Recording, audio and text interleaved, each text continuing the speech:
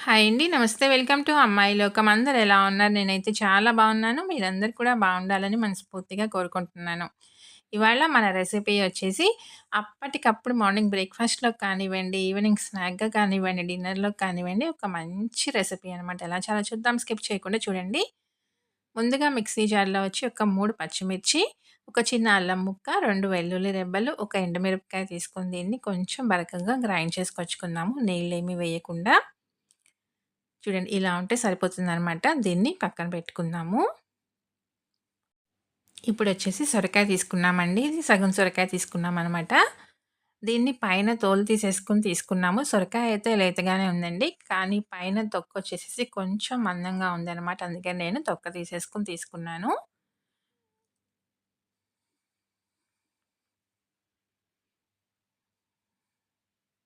దీన్ని మొత్తాన్ని చక్కగా తురిమేసుకుందామండి.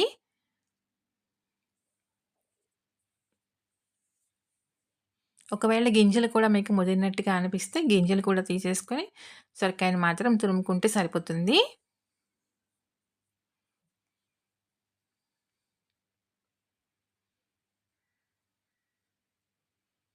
ఇలా మొత్తం తురుముకున్న తర్వాత మనం మిక్సీ పట్టుకున్న అల్లం, వెల్లుల్లి తర్వాత పచ్చిమిర్చి పేస్ట్ కూడా వేసేసుకుందామండి. ఒక టీ స్పూన్ జీలకర్ర, 2 టీ స్పూన్ల వరకి నువ్వులు,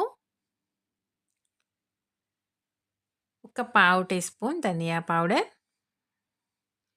సన్నగా తరిగిన కరివేపాకు కొంచెం, ఒక సన్నగా తరిగిన పెద్ద ఉల్లిపాయను తీసుకున్నామండి. ఇప్పుడు ఒక కప్ వచ్చేసి బియ్యం పిండి తీసుకున్నాము. 2 టేబుల్ స్పూన్లు శనగపిండి తీసుకుందామండి.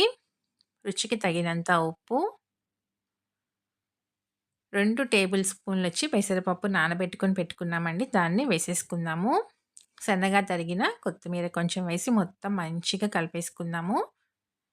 పెసరపప్పు నానబెట్టుకొని వేసుకోవటం వల్ల మనకి తినేటప్పుడు చక్కగా తగులుతా టేస్ట్ చాలా బావుంటుందండి. ఇంక దీనిలో వచ్చి నీళ్ళు ఎక్కడా కూడా యాడ్ చేయాల్సిన అవసరం లేదండి. నీళ్ళు యాడ్ చేశామంటే పిండి మనకి పలచనయిపోతుందనమాట. ఇలా గట్టిగా పిండి వచ్చేసి ప్రెస్ చేస్తా కలుపుకున్నామనుకో సొరకాయలో ఉన్న నీరంతా మనకి బయటకొస్తుందనమాట.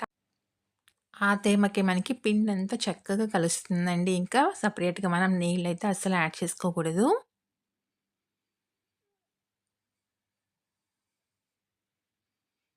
పిండి మొత్తం ఇలా మంచిగా మనం ప్రెస్ చేస్తా కలుపుకున్నామనుకోండి సరిపోతుంది. చూసారు కదా!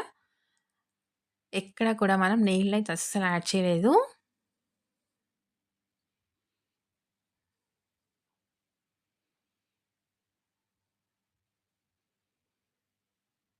అంతేనండి. మొత్తం మంచిగా కలిపేసేసుకున్నామనమాట పిండి. దీన్నిలా పక్కన పెట్టుకుందాము. దీనిలో నుంచి మనం చిన్న చిన్న పిండి ముద్దల్లాగా తీసుకొని, బటర్ పేపర్ తీసుకొని దీన్ని చక్కగా పలుచగా ప్రెస్ చేసుకుందామండి. ఇక్కడ నేను బటర్ పేపర్ తీసుకున్నాను. మీకు కావాలంటే క్లాత్ అయినా గానివ్వండి, అరిటాకు కానివ్వండి, ప్లాస్టిక్ షీట్ కానివ్వండి, ఏదైనా కానీ యూజ్ చేసుకోవచ్చు. ఇలా చిన్న చిన్న పిండి ముద్దల్లాగా తీసుకొని దీన్ని పలుచగా రొట్టెలాగా చేసుకుందాము.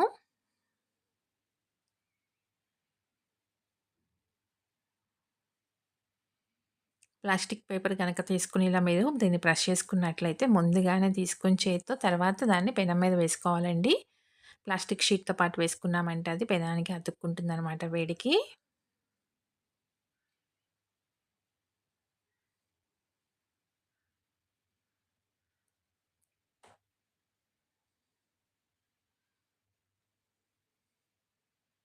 అంతేనండి. ఇలా రెడీ చేసుకున్న తర్వాత దీన్ని పెనం పెట్టుకున్నామండి. పెనం వేడెక్కిన తర్వాత దీన్ని వేసేసుకుందాము.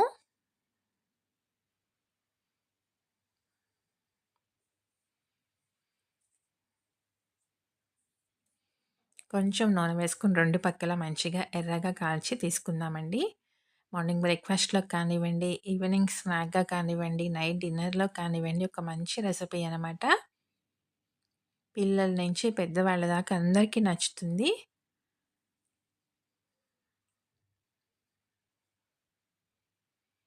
పొద్దున్నే మనకి టిఫిన్ పిండి ఏమీ లేదనుకోండి, ఇలా ఒకసారి ట్రై చేసి చూడండనమాట. సమ్మర్‌కి చాలా హాయిగా ఉంటుందండి. చేసుకోవటం కూడా చాలా ఈజీగా అయిపోతుంది. పొట్టకి కూడా హాయిగా ఉంటుందనమాట. చాలా లైట్‌గాను.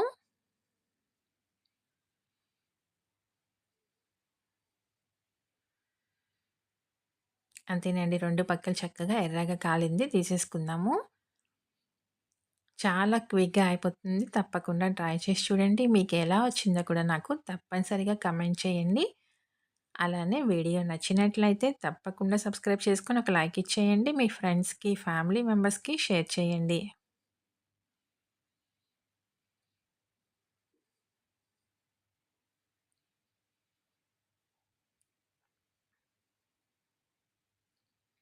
చూసారు కదా! టేస్ట్ అయితే చాలా బావుందండి. ఇంక దీనిలోకి చట్నీ కానీ ఏమీ అవసరం లేదు. అలానే తినేసేయొచ్చనమాట. కావాలి అనుకుంటే పెరుగుతో చాలా బావుంటుందండి. ఎంత సాఫ్ట్‌గా ఉందో చూడండి.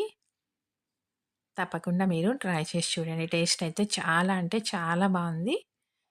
ఈరోజు రెసిపీ అయితే ఇంతేనండి. రేపు ఇంకో కొత్త రెసిపీతో మీ ముందుకొచ్చేస్తాను. Thank you for watching.